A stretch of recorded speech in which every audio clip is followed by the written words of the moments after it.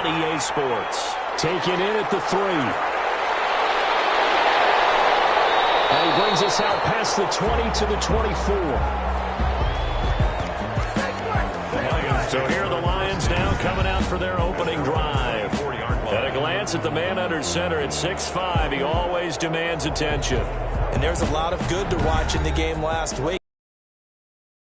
A little bit of concern throwing the 2 interceptions. Yeah, the 2 pick. Yeah, you want the ratio really to be closer to 3-1 as opposed to the 2-1 that he had. But it is something to build on. They did get the win, didn't they? Yep. Oh, that was dangerous. Threw it into coverage, almost picked, but instead they'll keep it on second down.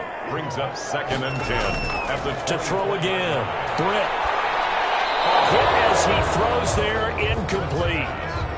So now an early 3rd and 10 here on their opening drive. Brings up a 3rd down. Back to throw. Britt will try and set up the screen to Swift. And he takes us beyond the 35 before going out of bounds. Game, especially on the opening drive, because, Brandon, when guys come out of the locker room, especially those pass rushers, they are so amped up to get to the quarterback that you can use that against them, and a screen pass is a great way of doing it. 12 times in a game. Line of scrimmage, the 37 on 1st and 10. Now the first carry for Zach Moore. And this time they were waiting for him as he'll be knocked down before he can get back to the line of scrimmage. No gain on the play. To throw on second down. Britt, nowhere to go here. He lost the football. But I believe a Lion was there to recover it. Yes, they will indeed keep possession. Ryan Tannehill sacked. Points 1, 2, and 3 in their defensive game plan was to get to the quarterback and knock the ball free. They did it there. Luckily, offense hangs on to it. Yeah, that's got to serve as a wake-up call, though, because they can't afford to let the ball go over to the defense and miss opportunities. And I'm not saying it happened here, but you know what a good rule of thumb is when a play like that occurs? You know who usually recovers it? The guy who missed his block and let his quarterback get hit. So danger averted for the moment, but now here's a 3rd and long. Operating from the gun. Britt. And he's going to go down again.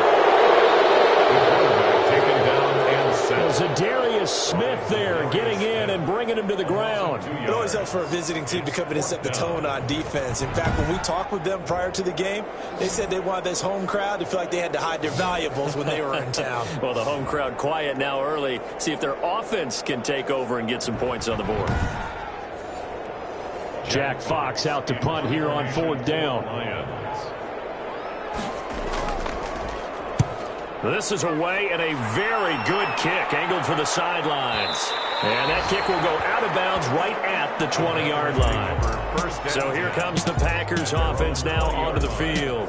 And they'll be piloted by their veteran quarterback standing 6'4". It's Ryan Tannehill. And coming off of an early season open week. And in this situation, what he told us when we sat down with him was he spent a lot of time working on fundamentals, kind of getting back in the season, get back to the basics, get his game going again.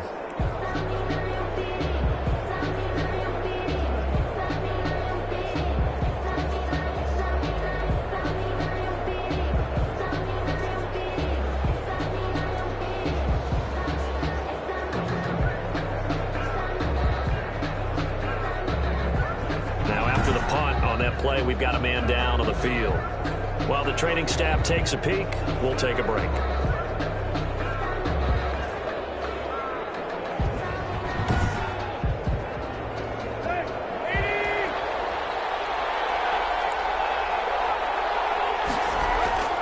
On 1st down, Tannehill. Throwing over the middle, and it's incomplete. He was looking for his running back, Aaron Jones, that time. But it'll be 2nd down. Brings up 2nd and 10 at the 20-yard line. Now the man from UTEP, this is Aaron Jones.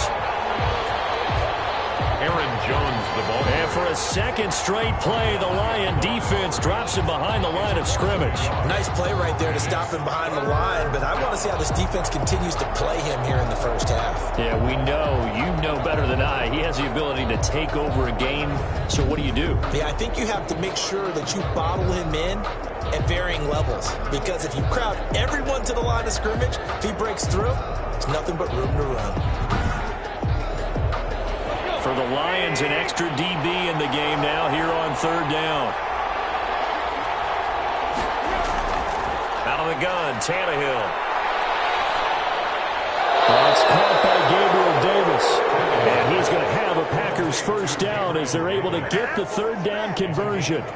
Nice third down conversion at even 20 yards. I don't know what happened last week to really hurt their performance and hold down their production, but I would dare say that this week in practice, there's a lot of talk about how they're going to increase their proficiency. And that was a good start getting the playmakers involved. You mentioned that to me pregame.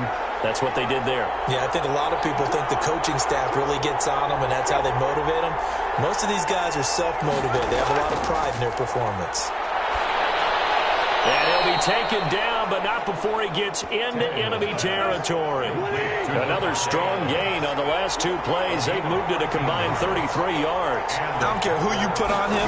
He's going to be a handful in one-on-one throws. Yeah, right now you're right. They're in man-to-man. Maybe need some safety help. I would say that'd be a good idea. Double team him somehow. I'm going to have to make someone else beat me rather than let him shred my defense. 3 yards the gain there, second down. Here's Jones. And he's going to be met at about the 43. Call it a gain of a couple, and that's going to leave him with a third and about 5. I know the scouting report on him is that he doesn't possess the eye discipline to be an elite linebacker. What that means is his ability to read, react, and make a play. But on that one, he looked like one of those guys.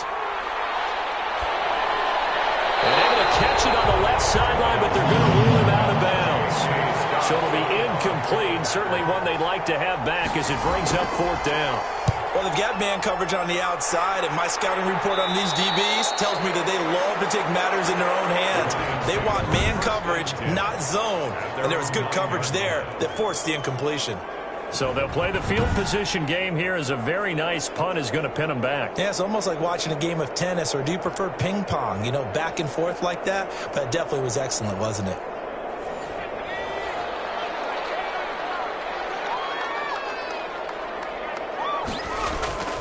Throwing on first down. Campbell making the catch. And he's taken down, but able to get this up to the 20-yard line. The drive starting with a first down, 11 yards on that pickup. Well, that certainly has to feel good. It's not all the time that the play caller should get all the credit. Sometimes I think in the huddle, the quarterback just says, hey, who's going to make a play for me? I just need something. Keeps moving. After the incompletion, here's 2nd and 10 from the 20.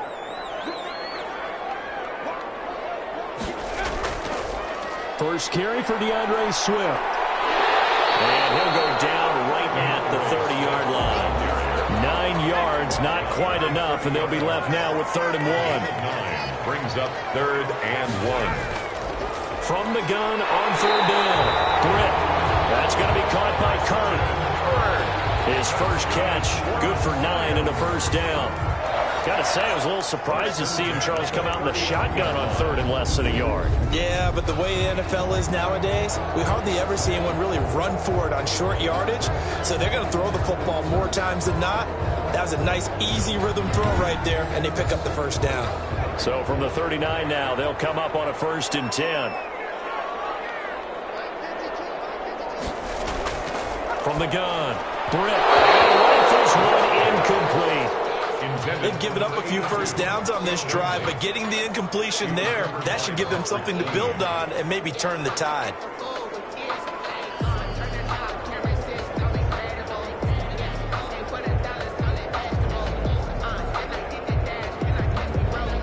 So line of scrimmage still the 39 on 2nd and 10. Throwing again. Britt. That's complete to DeAndre Swift out of the backfield. And that play is blown up, losing yardage back at the 35.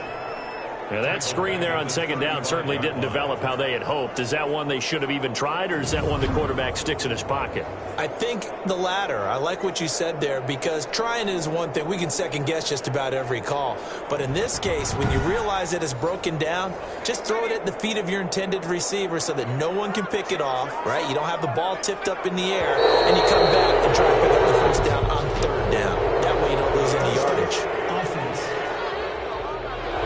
Expect this from the visiting team when playing indoors, but not the home team. They're supposed to get all the advantages, right? The home crowd's supposed to help them. They forgot where they were, perhaps. Throwing on third and long. Britt dancing to it. Now the ball comes loose, and the Packers pick it up. And the return will be stopped at the 34-yard line. Now I think we're going to get a timeout here. Yes, a timeout here, as it looks like we've got a Lion that's shaken up. Well, he gets attended to. We'll step aside.